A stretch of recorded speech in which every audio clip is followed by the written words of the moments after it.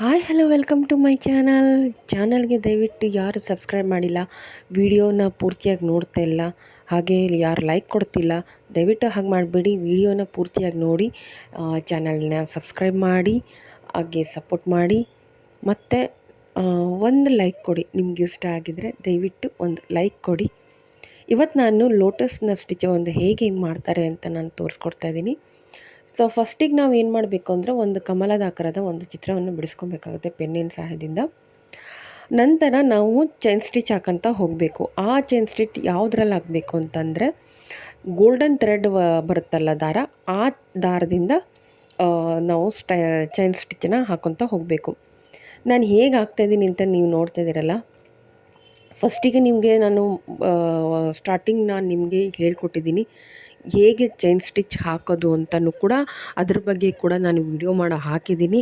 ಮತ್ತು ಸುಮಾರು ಜನ ಕೇಳಿದರು ಯಾವುದರಿಂದ ಕಲಿಬೋದು ಚೈನ್ ಸ್ಟಿಚ್ ಅಂತ, ಅದು ಕೂಡ ಹೇಳಿದ್ದೀನಿ. ಗೊತ್ತಿರೋರಿಗೆ ಇದು ತುಂಬಾ ಈಸಿ ಮತ್ತು ಬೇಗನ ಕೂಡ ಮಾಡ್ಬೋದು. ಈ ಒಂದು ಡಿಸೈನ್ ತುಂಬಾ ಚೆನ್ನಾಗಿ ಕಾಣಿಸುತ್ತೆ. ಮತ್ತು ಗೋಲ್ಡ್ ಥ್ರೆಡ್ಡಲ್ಲಿ ಮಾಡಿದ್ರಂತೂ ಇನ್ನೂ ಲುಕ್ಕಾಗಿ ಕಾಣಿಸುತ್ತೆ. ನೀವು ಕಲಿಯೋರಿಗೆ ಫಸ್ಟಿಗೆ ಸ್ಟೆಪ್ ಬೈ ಸ್ಟೆಪ್ ಅಂದರೆ ಇಂಥದ್ದೆಲ್ಲ ಮಾಡ್ಕೊಂಡು ಹೋಗಲೇಬೇಕು. ಡೈರೆಕ್ಟಾಗಿ ನಾವು ಯಾವುದೇ ಒಂದು ವರ್ಕಿಗಾಗಲಿ ಡೈರೆಕ್ಟಾಗಿ ಮಾಡೋಕ್ಕೆ ಹೋಗಬಾರ್ದು. ಸೊ ಫಸ್ಟ್ ನಾವು ಒಂದು ಕ್ಲಾತ್ ಮೇಲೆ ಮಾಡಿದ ಮೇಲೆ ನಮಗೆ ಪ್ರಾಕ್ಟೀಸ್ ಆಗಬೇಕು. ಚೆನ್ನಾಗಿ ಪ್ರಾಕ್ಟೀಸ್ ಆದಮೇಲೆ ನಮಗೆ ಅದು ಕೈ ಕೂರುತ್ತೆ.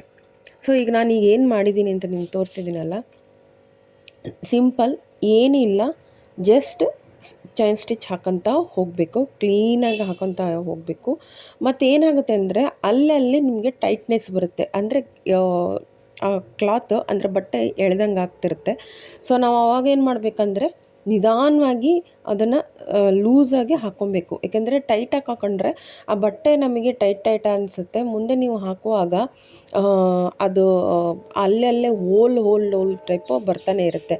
ಸೊ ನಾವೇನು ಮಾಡಬೇಕು ಅಂತಂದಾಗ ಅವಾಗ ಸ್ವಲ್ಪ ಲೂಸಾಗಿ ಹಾಕ್ಕೊಬೇಕು, ಟೈಟಾಗಿ ಹಾಕೊಳಕ್ಕೆ ಹೋಗಬಾರ್ದು. ಲೂಸ್ ಅಂದರೆ ಪೂರ್ತಿಯಾಗಿ ಲೂಸಾಗೂ ಹಾಕ್ಕೊಬಾರ್ದು, ಟೈಟ್ ಅಂದರೆ ಪೂರ್ತಿಯಾಗಿ ಟೈಟಾಗೂ ಕೂಡ ಹಾಕಬಾರ್ದು. ಸೊ ಮೀಡಿಯಮಾಗಿ ನಾವು ನಮಗೆ ಗೊತ್ತಾಗ್ತಿರುತ್ತಲ್ವ ನಾವು ಹೆಂಗೆ ಹಾಕ್ತಿರ್ತೀವಿ ಅಂತ. ಸೊ ನೋಡಿಬಿಟ್ಟು ನಾವು ಹಾಕ್ತಾ ಹೋಗಬೇಕು. ಮತ್ತು ಏನಂತಂದರೆ, ಇದು ನಾವು ಈಗ ನಾರ್ಮಲ್ ಕ್ಲಾತಲ್ಲಿ ನಾವು ಈಗ ಏನು ಮಾಡ್ತಾಯಿದ್ದೀವ ಅದನ್ನು ನಾವು ಈಗ ಏನೂ ಅನಿಸೋದಿಲ್ಲ. ಅಂದರೆ ನಾವು ಈಗ ಬಟ್ಟೆ ಮೇಲೆ ಮಾಡ್ತಾಯಿದ್ದೀವಿ, ಈಗ ಟೈಟ್ ಬಂದಿದೆ, ಲೂಸ್ ಬಂದಿದೆ, ಅದೇನೂ ನಮ್ಗೆ ಗೊತ್ತಾಗಲ್ಲ. ಜಸ್ಟ್ ನಮಗೇನು ಮಾಡ್ತಿದ್ದೀವಿ ಅಂತ ಅಷ್ಟೇ ನಮ್ಗೆ ಹೋಗ್ತಿರುತ್ತೆ. ಸೊ ಬಿಗಿನರ್ಸ್ಗೆ ಹೇಳ್ತಾರದು. ನಾವು ನೆಕ್ಸ್ಟ್ ನಾವು ವರ್ಕ್ ಮಾಡುವಾಗ ಬ್ಲೌಸ್ ಮೇಲೆ ಏನಾದರೂ ಮಾಡುವಾಗ, ಈಗ ಬ್ಲೌಸ್ ಪೀಸ್ ಕೊಟ್ಟಿರ್ತಾರೆ ಕಸ್ಟಮರ್ಸು, ಅವಾಗ ನೀವು ಮಾಡ್ತೀವಿ ಅಂತ ಹೋದಾಗ ಅವರು ಒಂದು ಕ್ಲಾತ್ ಮೇಲೆ ನೀವು ಹೋಲ್ ಟೈಪ್ ಮಾಡಿದ್ರೆ ಅದು ಚೆನ್ನಾಗಿ ಕಾಣಿಸಲ್ಲ. ಅದು ಮತ್ತೆ ಫಿಲ್ ಮಾಡೋದಕ್ಕೂ ತುಂಬ ಕಷ್ಟ ಆಗುತ್ತೆ. ಅದಕ್ಕೋಸ್ಕರ ನಾವು ಕಲಿಯುವಾಗಲೇ ಕ್ಲೀನಾಗಿ ನೀಟಾಗಿ ಕಲಿತ್ರೆ ನಮ್ಗೆ ನೆಕ್ಸ್ಟ್ ಮಾಡುವಾಗ ತುಂಬ ಸುಲಭವಾಗುತ್ತೆ ಮತ್ತು ಈಸಿಯಾಗೂ ಕೂಡ ಆಗುತ್ತೆ ಅಂತ ನಾನು ಹೇಳೋಕ್ಕೆ ಇಷ್ಟಪಡ್ತೀನಿ.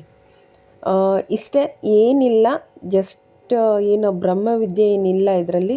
ತುಂಬ ಸಿಂಪಲ್ಲಾಗಿ ಮಾಡ್ಬೋದು, ಕಲಿಬೋದು ಕೂಡ. ನೀವು ಮನೇಲೂ ಟ್ರೈ ಮಾಡಿ, ಮತ್ತು ಬೇರೆ ಬೇರೆ ಡಿಸೈನಲ್ಲೂ ನೀವು ಟ್ರೈ ಮಾಡಿ. ಥ್ರೆಡ್ ಇದ್ದರೆ ಮನೇಲಿ ಬೇರೆ ಬೇರೆ ಡಿಸೈನಲ್ಲೂ ನೀವು ಟ್ರೈ ಮಾಡಿ. ಸೊ ಈಸಿಯಾಗಿದೆ. ನಾಟನ್ನು ಕೂಡ ನಾನು ನಿಮಗೆ ಹೇಳಿದ್ದೀನಿ, ಎಂಡ್ ನಾಟ್ ಹೆಂಗೆ ಹಾಕೋದು ಕೂಡ, ಆಯಿತಾ. Thank you.